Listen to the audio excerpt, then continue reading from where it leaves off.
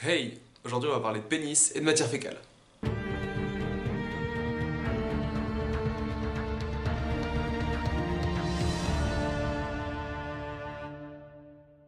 Lors d'une journée banalisée où seul le personnel administratif et les professeurs sont à l'école, toutes leurs voitures sont vandalisées. En effet, on a dessiné des bits sur toutes les voitures du parking.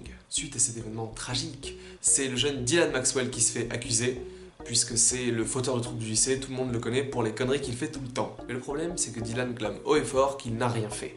C'est alors que deux élèves passionnés de journalisme, Peter Maldonado et Sam Eklund, vont commencer à tourner un reportage sur l'enquête qu'ils vont mener afin de déterminer qui a dessiné ces pénis sur les voitures. Cette série, c'est une vraie bouffée d'air frais, évidemment à prendre au second degré.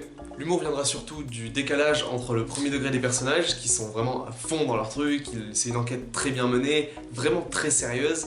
This looks really good for Dylan. The hairs, the tip, the ball size, they're different. Yeah, They're completely different. Yeah. Wow.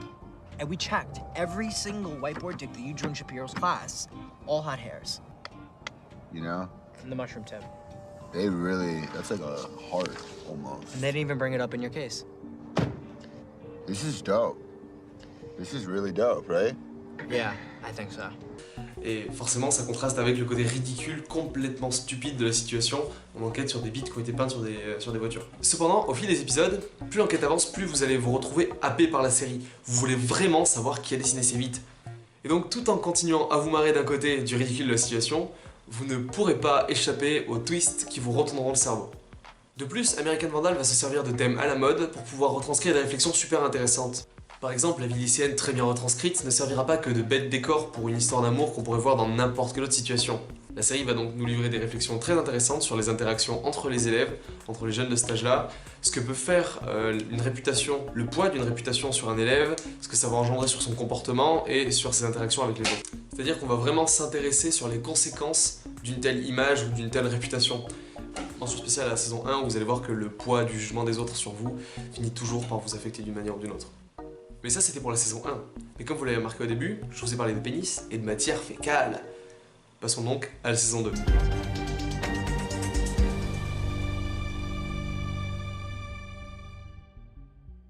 Dans la saison 2, l'intrigue prend part dans un nouveau décor. En effet, Peter et Sam sont appelés dans un autre lycée puisqu'ils sont devenus connus grâce au documentaire de la saison 1.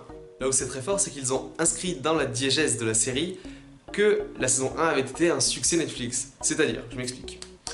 La saison 1 est dans la réalité de la série un documentaire produit par Peter et Sam qui a été racheté par Netflix suite au buzz qu'il a créé et il a été amélioré avec par exemple l'ajout d'un vrai générique, de plusieurs reconstitutions et de stats, etc.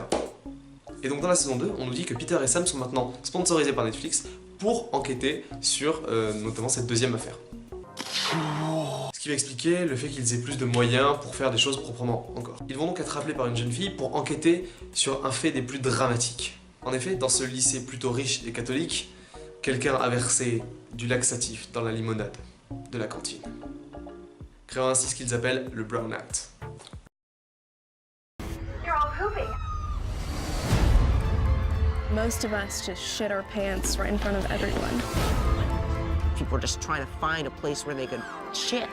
This was the worst thing I've seen in 20 years. Before it was all over, it had a name. The Brownout. Là encore, la réputation des élèves sera un thème important, mais cependant cette fois ils vont mettre l'accent sur les réseaux sociaux et leur impact sur la vie quotidienne des lycéens. Donc c'est un angle nouveau apporté sur la réflexion de la saison 1, sur le poids des apparences et des réputations. Puisqu'évidemment on va s'attacher aux masques créés sur les réseaux sociaux pour se créer une vie idéale. Et la comparaison entre les deux saisons va vraiment être intéressante puisqu'elle permet de voir vraiment cette différence entre un lycée plutôt de banlieue assez classique et un lycée vraiment friqué et vraiment un petit peu plus huppé. Donc si vous êtes comme moi, vous n'allez pas pouvoir décrocher d'un épisode sur l'autre, vous allez devoir la binge-watcher puisque l'enquête va là encore vous happer complètement et les retournements de situation vont encore une fois vous retourner le cerveau. Donc tu veux mater une série type School Life mais tu veux pas te regarder des trucs débiles du style Gossip Girl ou Pretty Little Liars, et ben go mater American Vandal. Tu veux regarder une série d'enquête bien foutue mais t'as déjà fini Sherlock, et ben go regarder American Vandal. Mais surtout tu veux regarder une série vraiment drôle mais t'as déjà fini BoJack Horseman, Rick et Morty, Archer, putain ça fait beaucoup de dessins animés, et ben go regarder American Vandal putain. Ah, et c'est la meilleure série Netflix avec Black Mirror. Voilà, donc c'était un format un peu plus court que ce que je fais d'habitude, encore plus court vu que je tends à raccourcir toutes les vidéos d'une sur l'autre. Donc celle-ci, j'essaierai de les faire assez régulièrement sur des séries que j'aime bien. Là notamment, j'ai bientôt fini Handmaid's Tale, donc on verra si je fais une vidéo ou pas. Après, elle est plus trop dans l'actualité. Bon, American Vandal non plus d'ailleurs. Je vais essayer de coller un peu plus à l'actualité des sorties pour vous conseiller des trucs si vous attendez mon avis évidemment. Et la vidéo sur Captain America arrive rapidement.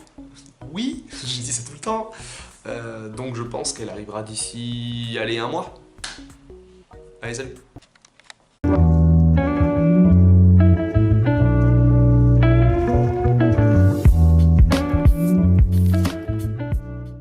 Ce documentaire est une vraie bouffée d'esprit. Putain, mais ta mère. Le jour d'une journée banalisée. Le jour d'une journée, ouais. Happé par l'enquête. Et non, et oui. Matière fécale et de pénis. De pénis et de matière fécale. Pénis et de matière fécale. Pénis et de matière fécale.